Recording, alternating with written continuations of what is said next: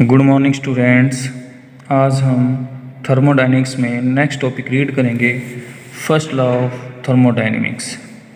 According to this law, whenever heat is added to a system it transform to an equal amount of an energy in some other form. Thermodynamics first law कहता है कि अगर हम किसी system को heat देते हैं तो वो हीट किस में ट्रांसफर होगी, इक्वल अमाउंट में जो अनदर फॉर्म होती है एनर्जी की उसमें। तो यहाँ पर डी के हमारे पास हीट है, डी यू होगी हमारे पास इंटरनल एनर्जी और डी डब्ल्यू होगा वर्क डन, जो किसकी वजह से होता है, जब हम किसी सिस्टम को हीट देंगे। तो ये है हमारे पास फर्स्ट लॉ ऑफ थर्मोडायनेमिक्स। इसकी कुछ एप्लीकेशंस हैं, applications of first law of thermodynamics. First है isothermal process. In this process, the temperature remains constant, so the internal energy U remains constant. That is, du is equal to में 0. Isothermal process में हम कहते हैं कि temperature constant है। जब temperature constant होगा तो इंटरनल एनर्जी भी कांस्टेंट रहेगी और du की वैल्यू हमारे पास होगी 0। According to first law of thermodynamics, du की वैल्यू 0 है तो d के किसके इक्वल हो जाएगा, dw। तो total heat is used to do work against the external surrounding. तो मीन्स जो हमारे पास जितनी भी हीट होगी वो किस में चेंज हो जाएगी, किस में यूज होगी, टोटल वर्क डन में। सेकंड है हमारे पास adiabatic process. No heat energy enters और लीव्स द सिस्टम। ना तो हीट सिस्टम के अंदर एंटर करेगी और ना ही बाहर जाएगी। तो यहाँ पर हमारे पास डी की वैल्यू क्या हो जाएगी, 0। और फर्स्ट लॉ ऑफ थर्मोडायनेमिक्स जो इक्वेशन है वो हमारे पास है D K is equal to D U plus D W. D K की वैल्यू 0 और यहाँ से हमारे पास डी यू की वैल्यू आ जाएगी minus D W. The internal energy of the system would decreases. जो इंटरनल एनर्जी होगी वो सिस्टम की डिक्रीज हो जाएगी।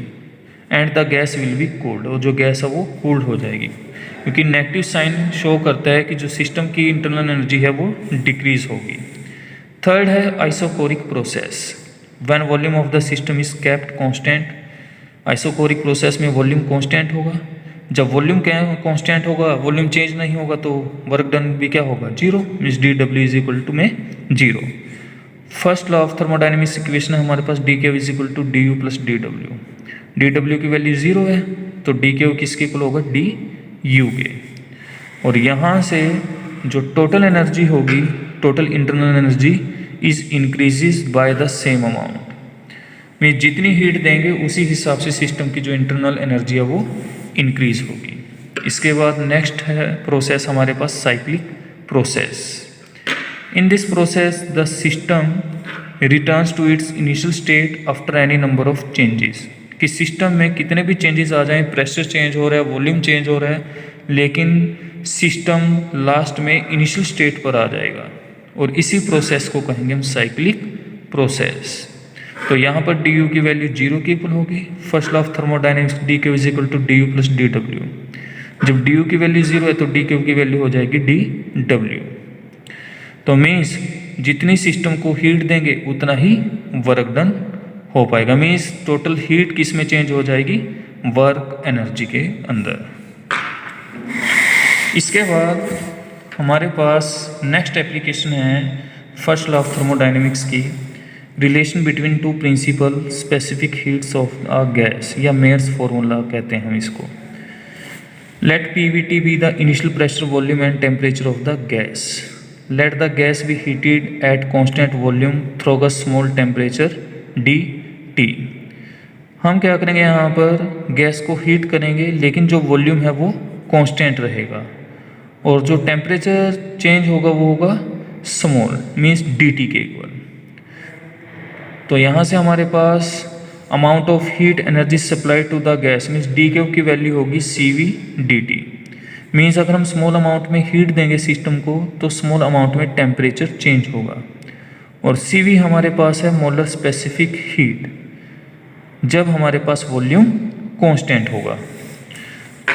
Volume remains constant means D V की वैल्यू किसके इक्वल है, 0 के इक्वल। हमें पता है डी डब्ल्यू किसके इक्वल होता है, पी डी वी। जब वॉल्यूम चेंज ही नहीं होगा तो वर्क डन की वैल्यू किसके इक्वल होगी, 0 के। और first law of thermodynamics D K is equal to में डी यू प्लस में डी डब्ल्यू। तो यहाँ से वैल्यू आ जाएगी हमारे पास C V D T is equal to में डी यू प्लस में 0 और डी यू की वैल्यू होगी C V D T, is equation number 1। अब हम गैस को हीट करेंगे कब, जब हमारे पास प्रेशर कांस्टेंट होगा लेकिन टेम्परेचर चेंज होगा डी टी के इक्वल और वॉल्यूम भी इंक्रीज होगा डी वी के equal. Amount of energy supplied to the gas, और हमारे पास यहाँ पर वैल्यू होगी डी के डैश की सी पी डी टी में जितनी हम एनर्जी देंगे उसी हिसाब से जो टेम्परेचर है सिस्टम का वो इंक्रीज होगा। और सी पी हमारे पास यहाँ पर होगी मोलर स्पेसिफिक हीट, कब, जब हमारे पास प्रेशर कांस्टेंट होगा। तो डी डब्ल्यू डैश की वैल्यू होगी P D we.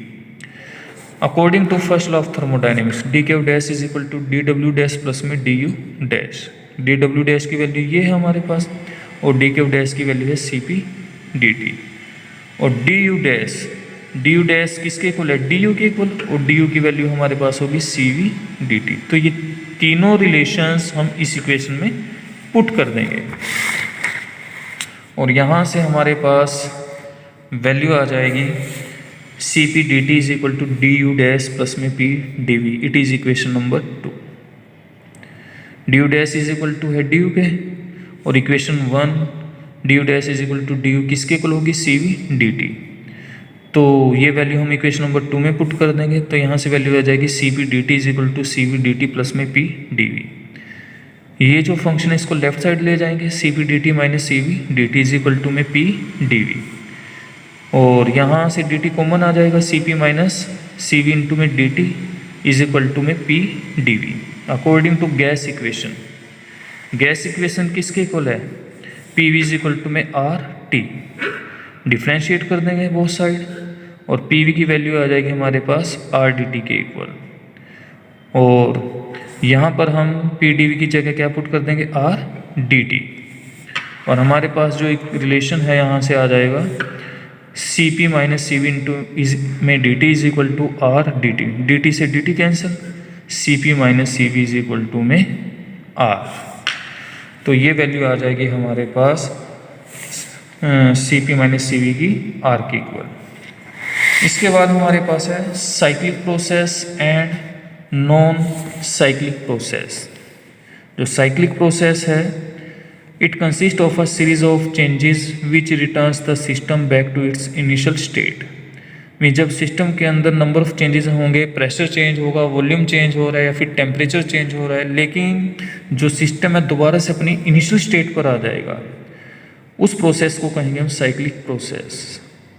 Non cyclic process, the series of changes involve do not returns the system back to its initial state. Non cyclic process में जो system है दोबारा से अपनी इनिशियल स्टेट पर नहीं आएगा। Work done during a cyclic process,